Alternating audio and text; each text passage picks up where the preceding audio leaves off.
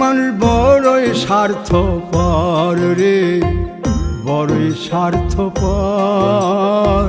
বুকের মাঝে জায়গা দিলে যতন কইরা ভাঙ্গে রে অন্তর। মানুষ বড়ই স্বার্থপর রে, বড়ই স্বার্থপর। বুকের মাঝে জায়গা দিলে যতন কইরা ভাঙ্গে রে অন্তর।